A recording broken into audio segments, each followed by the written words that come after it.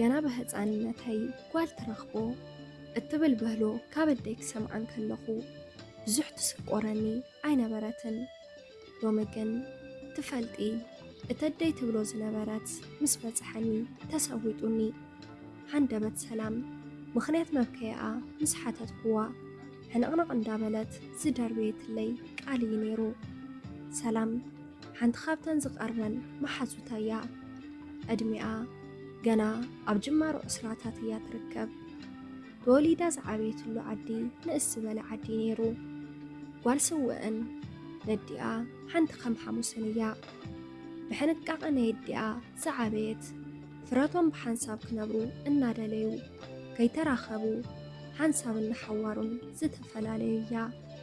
ሎሚ ከም ኩሉ ሰብ ኣብ ስደት ኣብ እስራኤል እያ ትርከብ። ንሰላም ሎሚ ጥራሕ ኣይኮንኩን ንበይና ብጭንቀት ተዋሒጣ ዝሪኣ ዘለኹ።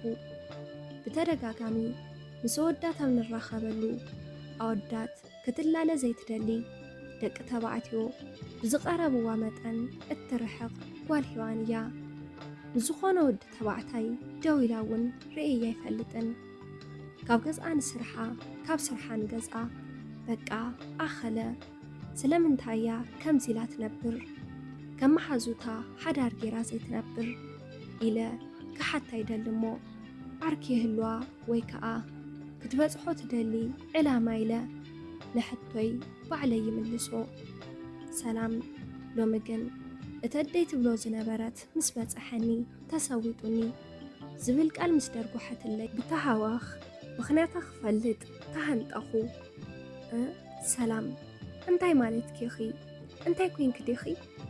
ክብል ፀገማ ክፈልጥ ሓተትኩዋ።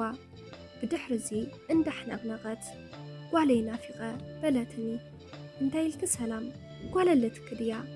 ናይ መዓስ ኣበይ? ኢለ ብምግራም ሕቶታተይ ደራሪበ ደርጓሕኩላ።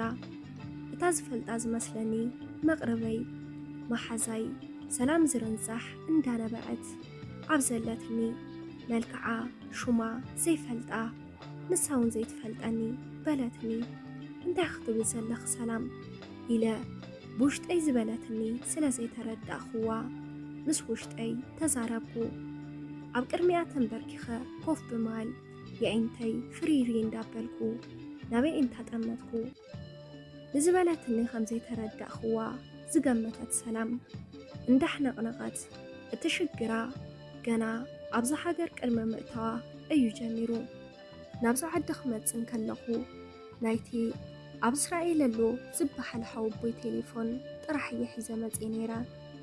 ንሓውቦይ ኣብ ሲና ከም ዘለኹ ክኸፍለለይ ሓቲተዮ። ነገር ግን ሓውቦይ ቅድሚ 2 ሰሙን 2 ደቁ ከፍ ኢሉ ስለ ዝነበረ ብሕርቃን እንዳተናደደ ትቕርሺ ሸምጢጠ ድየ ዘምፆ ዘለኹ ኢሉ ኣብ እዝነይ ዓፀወኒ። ዝነበረትኒ ተስፋ ሽምዓይ ግቢላ ክትጠፍእ ኸላ ኣብ ልበይ ተሰምዐኒ።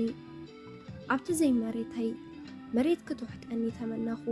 እቶም ምሳይ ዝመፁ ብፆተይ ንሓደ ሰሙን ዝኣክል ምሳይ ስለ ዝነበሩ እቶም ራሻይዳ ክትኸፍል እያ ኢሎም ስለ ዝሓሰቡ ዋላ ሓንቲ ሽግር ኣይጋጠመንን ቀንዩ።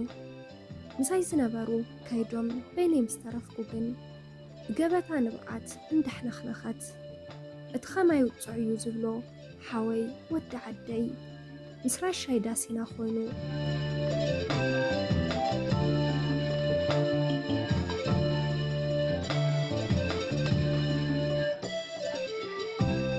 ኣብ ነብሲ ወከፍ መዓልትታት ብዘይ ዕረፍቲ ዓምፁኒ።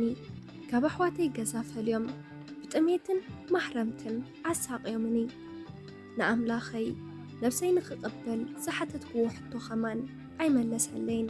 እቲ ድለዩ ክወሃበኩም እዩ ዝበለ ኣምላኽ ጸሎተይ ሰምዐንን። እዚ ምስ በለትኒ ተኣኒደ ርእሰይ ምቁፅጻር ክሳብ ዝስእን ኮይነ ብድሕሪኡ ኸ ክብል ሓተትክዋ። ንብዓታ እንዳፍሰሰት ብድሕሪኡ ደኣ ኣብ ሻምናይ ወርሐይ ከባቢና ዋፅዮም ከፍ ኢሎምለይ ምስ መዓተይ ኣቴ ናይ ምንታይ መዓት በልግዋ። ኣብ ሲና እንከለኹ ብተደጋጋሚ ስለ ዝተደፈርኩ ዘይነብሰይ ፀይረየ መፄ ጠኒስኪ በልክዋ ብትሓዋኽ نسو طرح سيكونا أبزحت ورحي سلازنا بركو أبقزا حرسي نتاحت عن كدوا مسحاتتكوم كالي أمني معتي سلازي تودأ HIV AIDS على كيلومني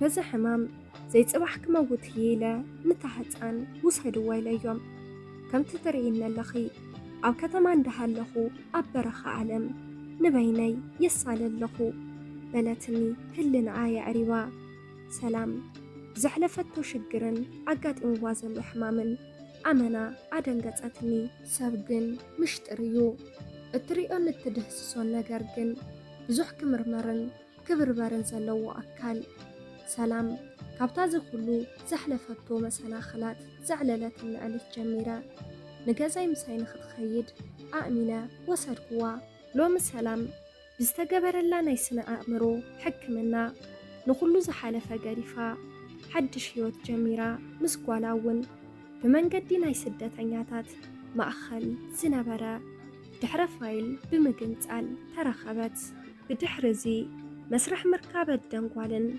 نمجرش تسعات أخيلو بأكال الرخيبون سلام جنام سرقتا إن ديلا تنبركي خاندا بخيت إدا زرقحت الله أتي نتاسان هزواز متقاشا نينا أزي أدي خيابلا ننينا بتتسمعو قوانقوا جيرو نينا جانا ديان قوانقوا ديان زتحارمت قوياتت أنتي محاقفتا نينا نبخيات الدعاء أسانيا اندانا بقت التوتاتا منين ببو منبر بعينا قلنا يشتح توتات تحتت نيرا كرمي استخونا أنا مانية والمانية خا تبل تنبر ماني فلت سلام ولا مسرا خبت فتسوم ترقاقئة شم قوالاون بتأمكت كرستنا جيرا هيا بإيل إلا شو موتات لا سلام مسكام أزمسل حدار مسريتا